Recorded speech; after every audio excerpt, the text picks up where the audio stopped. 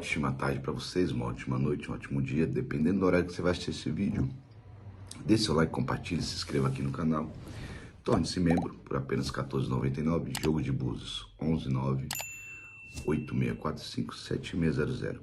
E no vídeo de hoje eu quero trazer, como sempre, um alerta.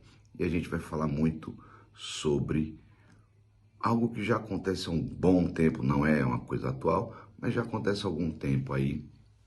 E a gente vai falar sobre a nação Naguebá. Raspa ou não raspa? A gente tem que pegar lá do princípio, né? Que o Naguebá, ele é uma tradição afro de Pernambuco. Então a gente tem que começar historicamente falando lá de trás sobre essa tradição que é o Naguebá, lá em Pernambuco, tá? Então a gente começa a trazer todo esse contexto lá de trás até os dias atuais. E aí ela tem um contexto de suas raízes pernambucanas, tá? Quem traz esse Naguebá, tá? É uma africana que é de Eba, na Nigéria. Isso em meados de final de 1800, né? Então é mais ou menos por esse ano que começa essa tradição em Pernambuco, né, sobre o Eba, né, sobre o Naguebá, que é trazido de uma africana, né, trazida para o Brasil. Então, nasce daí o Naguebá. E essa, especificamente falando, que a chegada da Inês, né, famosa tia Inês, conhecida como tia Inês ou Ifá Tuniqué, ao Brasil, em Pernambuco, necessariamente, é aonde começa-se ali a nascer a nação Naguebá. E aí vocês vão entender o porquê que eu estou falando da nação Naguebá e os dias atuais, como se está falando, como se faz, né?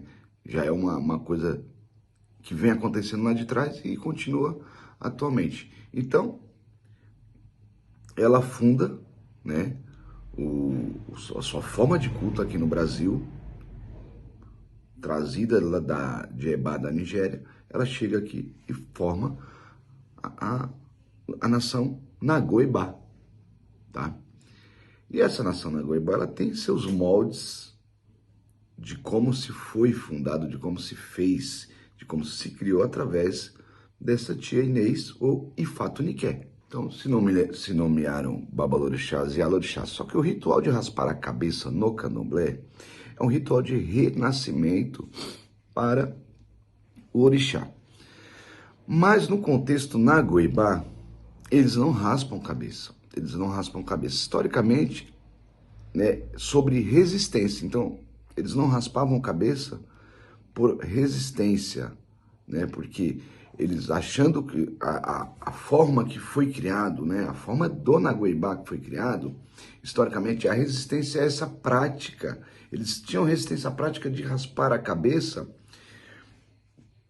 Então, quando eles tinham essa resistência de raspar a cabeça, era por a linhagem que eles tinham sobre os escravos vindo das terras iorubás. Então, era como se fosse para eles raspar a cabeça um ato de submissão. Então, o Naguebá não raspa a cabeça. Eles têm essa vertente de não raspar a cabeça porque simbolizava um ato de submissão aos escravizados. E aí, em meados de 1870 até daí por diante, né, no bairro da Água Fria, em Recife, Pernambuco, ela funda o terreiro que vem a se tornar o terreiro do sítio do Pai Adão, que como base a nação Naguebá, né?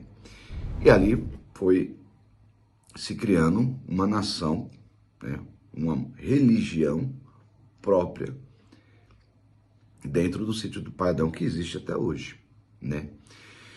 O interessante é a forma de culto, né? A forma dos tambores que são usados. Entretanto, a gente tem que entender que a forma de que foi iniciado o Naguebá foi se fazendo muitos filhos de santos. foram se tendo muitas pessoas, e até hoje tem. Mas onde eu quero chegar com esse vídeo é a forma que foi distorcida depois a forma desse culto da nação Nagoebá, né? Que também é o terreiro de Obá-Ogunté, né? E é famoso até os dias de hoje, né? É o famoso Candomblé de Pernambuco, né? O Xangô de Pernambuco, né? Tem várias nomenclaturas, né? Mas a gente tem que entender que a forma que eles fizeram lá ficou estabelecida até hoje. Aí é onde eu vou começar a entrar no meu contexto de entendimento da história do Nagoebá. Muita gente saiu de Pernambuco, veio para São Paulo e Rio de Janeiro, né? São as duas cidades que mais sofreram com o Nagoebá. Por quê? Porque o Nagoebá, ele tem uma forma de culto que ele não tem raspagem de cabeça, tá? Ele não tem raspagem de cabeça.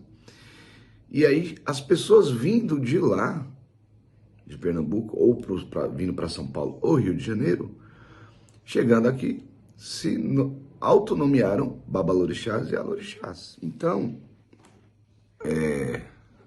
o terreiro do sítio de Pardão, ou Obá-Ogunté, optaram por não rasparem a cabeça em um ato que para eles era um ato de submissão pelos escravos iorubás chegados no Brasil. Mas o que tem a ver, Pai Júnior? O que tem a ver que, ao descer para o Rio de Janeiro e para São Paulo, essas mesmas pessoas começaram a fazer candomblé de Queto e rasparem pessoas, que é um processo que eles não passaram. Então a gente tem que entender que o candomblé de Efon é uma coisa, o candomblé de Angola é outro, o candomblé de Queto é outro, o candomblé de Jeje é outro, e o Nagoebá é uma outra coisa também.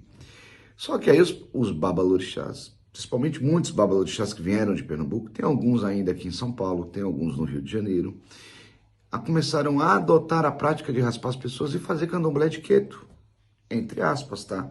Porque se você não fez orixá no candomblé de Queto, não fez orixá em Efon, não fez em Quis, não fez Jeje, então você não pode adaptar, porque você veio de uma tradição que não raspava, porém você tinha suas idades, mas aí por você ter suas idades, você começou a fazer o quê?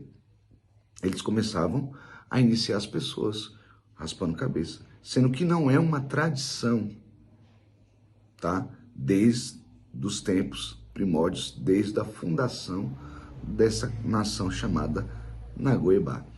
E aí começa a vir uma leva de pai de santo de Pernambuco para o Rio de Janeiro e para São Paulo e começam a iniciar as pessoas com raspagem. Por quê? Porque aqui, tanto no Rio de Janeiro como em São Paulo, entende-se que os candomblés têm a sua iniciação, têm a sua raspagem, que é o renascimento, por orixá, aquela história toda. E aí, para eles ganhar notoriedade e ganharem fama como babalorixás ou ialorixás, eles começaram a raspar as pessoas. E isso acontece, infelizmente, até os dias de hoje. Então, se a gente pegar todo esse contexto, as pessoas do Nagoebá não são raspadas, mas querem raspar pessoas. E aí é que está o grande problema da situação. Será que essas pessoas foram realmente bem iniciadas? E aí muda a nomenclatura, muda o título, sai do Nagoebá para o Candomblé de Queto. Mas infelizmente isso acontece muito aqui em São Paulo e no Rio de Janeiro alguns lugares também. Mas é o vídeo de hoje falando um pouquinho e explicando essas coisas que acontecem no nosso Candomblé paulista e carioca. Axé, sou Babalorixá Júnior Shoguian e este é mais um vídeo aqui na Aure Produções. Segue a gente, dê seu like, compartilha esse vídeo e até uma próxima.